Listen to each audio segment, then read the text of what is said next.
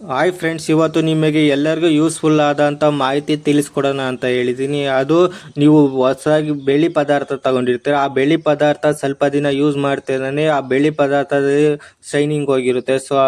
Shining ಹೋಗಿರುತ್ತೆ. ಆ shining ಮತ್ತೆ ಮೊದಲಿನ ಥರ ಮಾಡೋದು ಹೇಗೆ, ಮನೆಯಲ್ಲಿ ಸುಲಭವಾಗಿ ಮನೆಯಲ್ಲಿ ಇರುವ ರೆಸಿಪಿಗಳನ್ನು ಯೂಸ್ ಮಾಡ್ಕೊಂಡು ಅದನ್ನು ಮೊದಲಿನ ಥರ ಮಾಡೋದು ಹೇಗೆ ಅಂತ ನಾನು ನಿಮಗೆ ತೋರಿಸ್ಕೊಡ್ತೀನಿ. ಅಂಗಡಿಗೆ ಹೋಗಿ ನೀವು ತೊಳಸೋ ಅವಶ್ಯಕತೆ ಇರೋಲ್ಲ.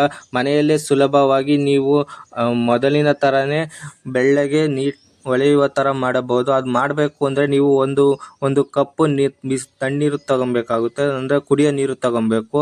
ಆ ಕುಡಿಯೋ ನೀರಿಗೆ ನಿಮ್ಮ ಮನೆಯಲ್ಲಿ ಯೂಸ್ ಮಾಡುವ ಶಾಂಪನ್ನು ಹಾಕಬೇಕಾಗುತ್ತೆ.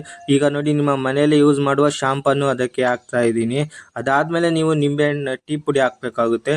ನೋಡಿ, ಇವಾಗ ಟೀ ಪುಡಿ ಹಾಕ್ತಾ ಇದ್ದೀನಿ. ಟೀ ಪುಡಿನ 1 ಅಥವಾ 1.5 ಸ್ಪೂನ್ ಟೀ ಪುಡಿ ಹಾಕಬೇಕು. ಈಗ ನೋಡಿ, ಒಂದು ಸ್ಪೂನ್ ಟೀ ಪುಡಿ ಹಾಕ್ತಾ ಇದ್ದೀನಿ. ಆಮೇಲೆ ನೀವು ನಿಂಬೆಹಣ್ಣನ್ನು ಹಾಕಬೇಕಾಗುತ್ತೆ. ಈಗ ನೋಡಿ, ನಿಂಬೆಹಣ್ಣ ಕಟ್ ಮಾಡ್ಕೊಂಡು ನಿಂಬೆಹಣ್ಣ ರಸವನ್ನು ಆ ಮಿಶ್ರಣಕ್ಕೆ ಹಾಕ್ತಾ ಇದ್ದೀನಿ. ನೀವು ಪೂರ್ತಿ ಒಂದು ನಿಂಬೆಹಣ್ಣ ರಸವನ್ನು ಹಾಕಬೇಕಾಗುತ್ತೆ.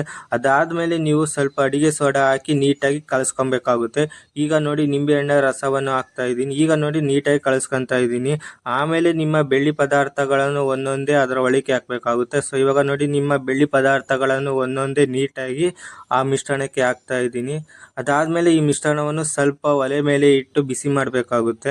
ಲೋ ಫ್ರೇಗ್ರೆನ್ಸಲ್ಲಿ ಸ್ವಲ್ಪ ಕುದಿ ಬರೋವರೆಗೂ ನೀವು ಅದನ್ನು ಬಿಸಿ ಮಾಡಬೇಕಾಗುತ್ತೆ. ಈಗ ನೋಡಿ, ಬಿಸಿ ಮಾಡ್ತಾ ಇದ್ದೀನಿ. ಅದು ನೀಟಾಗಿ ಕುದಿಬೇಕಾಗುತ್ತೆ. ಏಕಪ್ಪ ಕುದಿಬೇಕು ಅಂದರೆ, ನೀಟಾಗಿ ಕುದಿಯೋದ್ರಿಂದ ನಿಮ್ಮ ಆ ಬೆಳ್ಳಿಲಿರೋ ಕೊಳೆಗಳು ಎಲ್ಲ ಕೂಡ ಅಲ್ಲಿ ಬಿಡುತ್ತೆ. ಈಗ ನೋಡಿ, ನೀಟಾಗಿ ಕುದೀತಾ ಇದೆ.